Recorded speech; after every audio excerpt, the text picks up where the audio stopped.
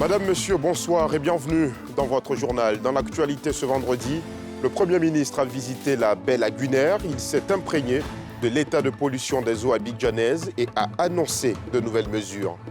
Nous irons au domicile de la Première Dame Dominique Ouattara. C'est là qu'elle a reçu cet après-midi les femmes de divers domaines d'activité. Ces femmes de Côte d'Ivoire ont fêté avec la Première Dame le passage à la nouvelle année 2025. Au Bénin, une attaque terroriste d'une ampleur inédite a coûté la vie à 28 militaires dans le nord du pays. L'attaque est survenue près de la zone du Point Triple, à la frontière avec le Niger et le Burkina Faso. Le chef du gouvernement ivoirien était en visite ce matin sur la baie lagunaire. Robert Begré-Mambé s'est imprégné de l'état de pollution des eaux abidjanaises. Il a annoncé la mise en place d'un dispositif très prochainement pour adresser les problèmes tout en invitant les populations ivoiriennes au civisme. Le récit de Salif Yalekwe et Tanguy Conan. Abidjan, la perle des lagunes, est éprouvée par la pollution de ses eaux. Pour mieux adresser ce sujet, Robert Begré-Mambé, le chef du gouvernement ivoirien, a effectué une visite d'environ 1 heure. La baie de Cocody, la Riviera Golf, le village d'Anoumabo ou encore Beago Azito ont été parcourus par Robert Begré-Mambé, qui avait à ses côtés plusieurs collaborateurs, des responsables de structures techniques. Premier point d'alerte, l'ensablement des exutoires. Le deuxième point d'alerte, c'est la transformation de la lagune du point de vue de sa composition chimique à proximité de ces exutoires. Le troisième point d'alerte, c'est le canal d'Anoumabo. Le canal d'Anoumabo, comme vous le savez, a été ensablé, envahi par des détritus sur à peu près 5 ou 6 mètres. L'autre point d'alerte que nous avons vu, c'est les extractions de sable. Il y a des endroits où certaines activités d'extraction de sable sont menées. Cela nous préoccupe. Le 5e point d'alerte, c'est tous les exutoires qui sortent du plateau jusqu'à la baie de Cocody, ensuite du côté de l'hôtel Ivoire, des Blocos. À ces endroits-là, nous avons identifié les points d'attache, les solutions qu'il faut apporter pour que la lagune soit le moins polluée possible. À tous ces points d'alerte, nous avons des réponses. Mais les meilleures solutions sont celles qui vont nous conduire à rendre à la lagune toute sa force, du point de vue des activités ludiques et du point de vue de la préservation de la biodiversité dans le domaine de la faune aquatique, de la flore aquatique. C'est ça le véritable enjeu. Face à la gravité, les populations sont invitées également au civisme par le Premier ministre afin d'adopter de bons comportements. Alors que démarre la nouvelle année 2025, vous êtes nombreux à vous fixer des objectifs, des résolutions à respecter scrupuleusement pour améliorer vos vies. Et pourtant, vous le verrez, relever ce défi n'est pas toujours évident. Le reportage de Nadia Idja et Joseph Zécré. Donner un coup de main dans des associations qui militent pour le bien-être des enfants. Avant chaque nouvelle année, Carole inscrit dans son téléphone mobile ses objectifs pour la nouvelle année. Depuis l'âge de 15 ans, j'ai pris cette habitude-là. Ce qui m'a motivée, c'est le fait de vouloir voir réalité mes aspirations. À partir du mois de décembre, je m'arrête sur les objectifs que je me suis fixés au cours de la fin de l'année précédente et je vois qu'est-ce qui a été, qu'est-ce qui n'a pas été. Par moments, je me demande pourquoi ça n'a pas été. Et je me dis, bon, comment est-ce que je voudrais en fait que mon année qui arrive soit? Définir et planifier ses résolutions pour les 12 mois à venir est une sorte de boussole qui aide Carole à s'améliorer dans les différents domaines de sa vie. Pour 2024, j'avais souhaité me lancer, être plus audacieuse dans l'exécution de mes tâches professionnelles. Donc, je décide d'organiser des ateliers chaque 2 mois. Et effectivement, je l'ai fait. On est fiers, il y a cette confiance en soi qui grandit, cette estime de soi aussi qui grandit. Franchement, mettre en place des objectifs et s'atteler à les vivre aide à se... Enfin, on est fiers et on est conscient en fait qu'on a cette capacité de... Donc, franchement, arriver à atteindre ces objectifs, c'est une satisfaction personnelle. Comme elle, nombreuses sont les personnes qui espèrent améliorer leur mode de vie quand démarre la nouvelle année. Toujours avec la même stratégie, prendre des résolutions. Celui, par exemple, d'avoir une ferme, faire aussi la pisciculture et autres. Bon, j'ai commencé par mes petits moyens pour l'instant, mais à la longue, on verra ce que ça va donner avec l'aide du bon Dieu. Je me suis fixé, cette année, moi, j'aimerais vendre dans les magasins, j'aimerais emmener ma maman dans les souffrances. Je me suis fixé l'objectif. L'an passé, je n'ai pas pu atteindre ça. Et cette année, vraiment, je me suis dit que je vais tout faire pour pouvoir atteindre les buts que je me suis fixés. Si l'exercice semble simple, le réaliser requiert une certaine discipline, comme l'explique ce coach de vie certifié. En général, c'est dans le mois de décembre qu'il est recommandé de faire le bilan de son année. Et quand on finit de faire le bilan de son année en décembre, on se projette déjà sur ce qu'on va faire dans la nouvelle année. Et en janvier, prendre le temps de lister.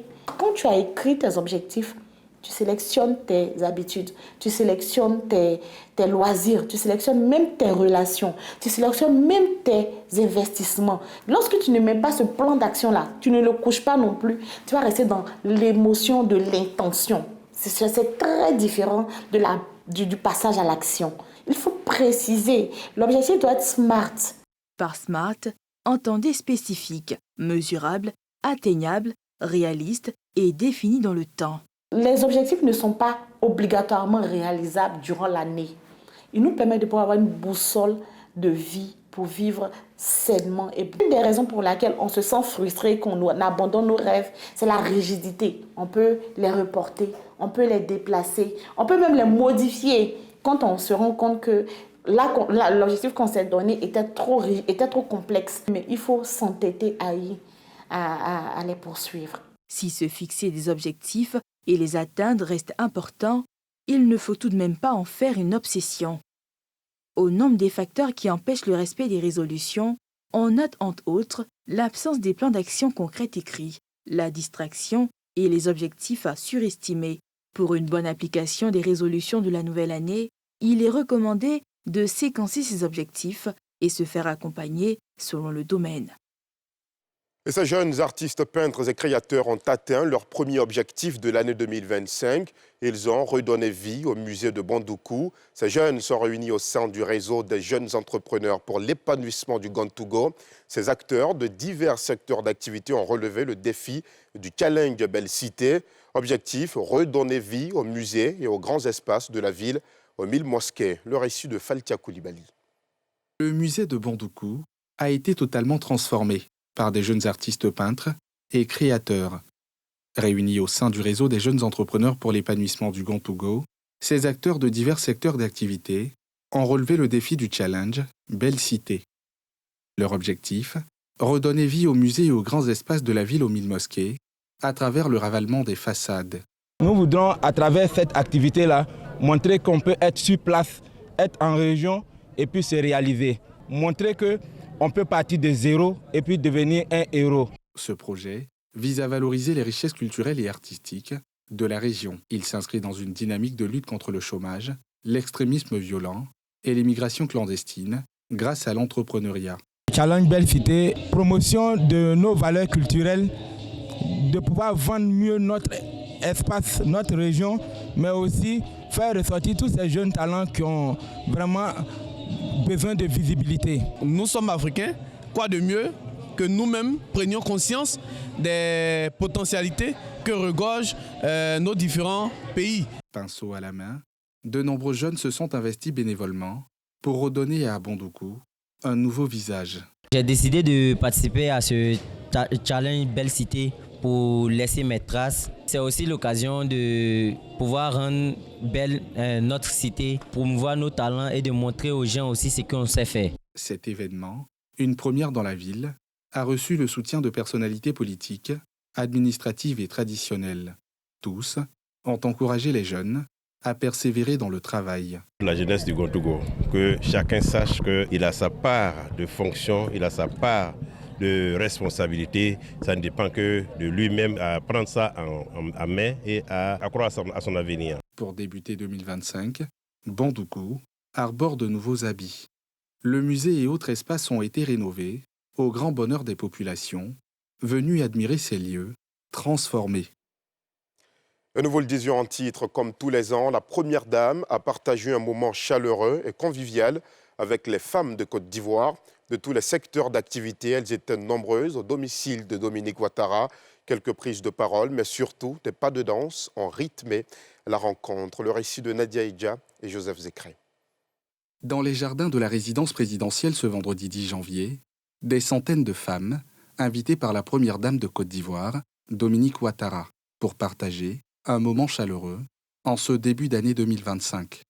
C'est avec émotion qu'elles ont exprimé leur reconnaissance pour l'honneur qui leur a été fait, tout en témoignant leur admiration. La Côte d'Ivoire est douce. Tout cela, nous le devons à vous, Madame la Première Dame. Et nous sommes très fiers d'être à vos côtés dans ces moments remarquables. Merci pour la visibilité que vous nous accordez. Votre générosité n'a d'égal que votre humilité et votre engagement auprès des plus vulnérables forcent l'admiration. Les échos de votre générosité résonnent bien au-delà de nos frontières. À travers vos actions, vous avez montré au monde entier que la Côte d'Ivoire est une terre de solidarité, une terre où les femmes, unies et fortes, peuvent transformer des vies et bâtir un avenir meilleur. Nous vous en remercions infiniment. Aux côtés des femmes depuis toujours, à travers des initiatives dans le FAFSI, d'un capital actuel de 26 milliards de francs CFA pour 420 000 femmes bénéficiaires, la Première Dame a adressé ses encouragements à celles qui contribuent de façon significative au développement du pays. Mes chères sœurs, votre engagement et votre leadership dans vos divers domaines d'activité méritent d'être salués. Vous êtes les piliers du développement de notre pays et des modèles inspirants pour les générations futures. Que ce soit dans le secteur économique, social, politique ou culturel, vous incarnez l'espoir et la résilience de notre nation. L'année 2025 aura également son lot de nouveaux défis que nous serons appelés à relever, chacune dans nos domaines. Je reste convaincue que nous saurons faire face à toutes les situations avec courage et détermination, car unis et mobilisés, nous continuerons à porter haut les couleurs de notre belle nation.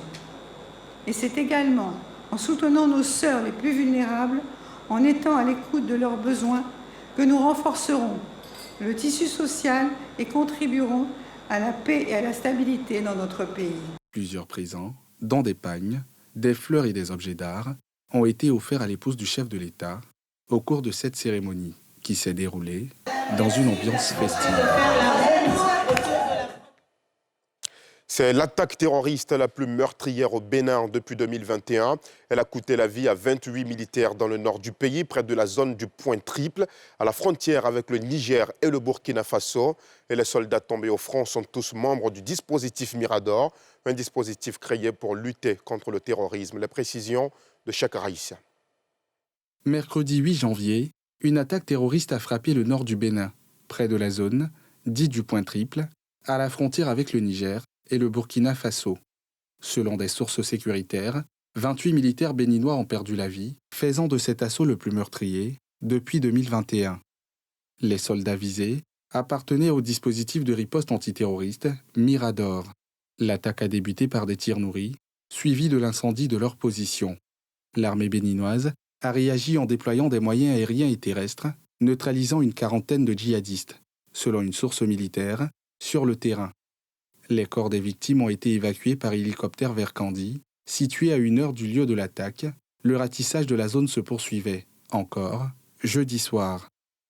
Cette attaque souligne la persistance de la menace terroriste dans cette région frontalière.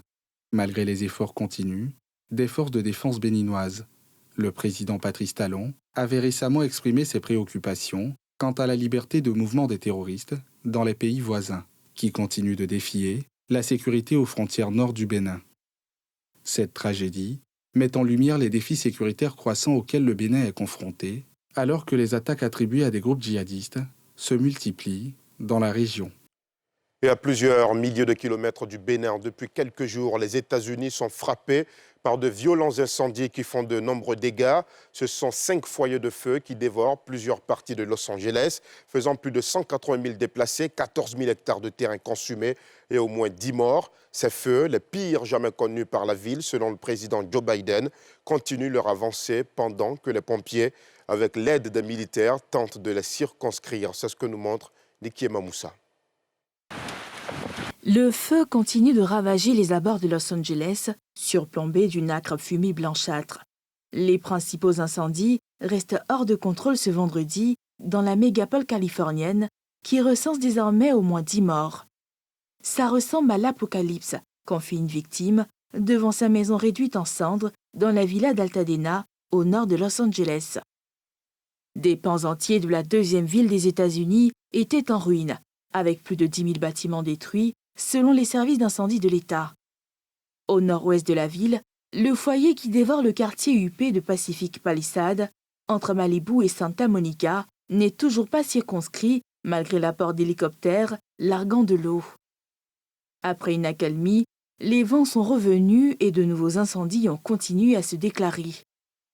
Les flammes ont jusqu'à présent brûlé plus de 14 160 hectares à Los Angeles, selon le service des incendies de l'État de Californie, et plus de 180 000 personnes ont été évacuées. Los Angeles est ravagé par 5 foyers différents. Le plus étendu, le Palisade Fire, 81 km² au nord-ouest de la deuxième ville des États-Unis, situé entre Malibu et Santa Monica. Le deuxième, le Eaton Fire, 55 km², frappe Altadena, banlieue de l'est de Los Angeles. Ces 2 feux sont toujours hors de contrôle, selon les pompiers de Los Angeles. 3 foyers beaucoup plus petits, le Kenneth Fire, 4 km², le Hearst Fire, 3 km², et le Lydia Fire, 1,6 km², sont plus maîtrisés, contenus respectivement à 35%, 37% et 75%. Et dans le chapitre de la santé, le Mpox, ex-virus du singe, est désormais en France. Le premier cas a été confirmé cette semaine par les autorités en charge de la santé. Ce cas s'ajoute à quelques-uns déjà déclarés dans certains pays d'Europe. On retrouve Niki Mamoussa. C'est une première sur le sol français. Une personne atteinte du nouveau variant du Mpox, ex-variole du singe, a été diagnostiquée en Bretagne. Selon le ministère de la Santé, la personne contaminée a été en contact avec 2 personnes revenant d'Afrique centrale. Le variant est très contagieux et ses symptômes s'apparentent à de la fièvre et des éruptions cutanées sur tout le corps. Le ministre en charge de la Santé, Yannick Neuder, a assuré mardi dernier à Rennes, où a été détecté le premier cas, qu'il n'y a pas d'inquiétude à avoir sur la présence de ce virus. La patiente contaminée par le Mpox de clade 1B est en cas sporadique et celle-ci, prise en charge par le CHU de Rennes, n'a pas de symptômes, n'a pas d'état de gravité, a déclaré à la presse M. Neuder en marge d'une visite sur le site du CHU de Rennes. Il ne s'agit pas du clade 1 classique, présent depuis des décennies en Afrique, mais d'une variante, le clade 1B, beaucoup plus récemment identifié en République démocratique, du Congo. Selon Neuder, il s'agit du 4e ou 5e cas en Europe, comptant le Royaume-Uni, de ce nouveau variant, tandis que le clade 2 touche autour de 200 cas au niveau du sol de la métropole. Identifiée pour la première fois en République démocratique du Congo en 1970, la maladie est longtemps restée circonscrite à une dizaine de pays africains. Mais en 2022, elle a commencé à s'étendre dans le reste du monde, notamment des pays développés, où le virus n'avait jamais circulé. C'est la fin de ce journal. Merci aux équipes techniques et de rédaction. Merci à vous aussi de votre fidélité. Retour de l'information à 12h50 ce samedi. D'ici là, portez-vous bien et restez bien évidemment sur la nouvelle chaîne ivoirienne.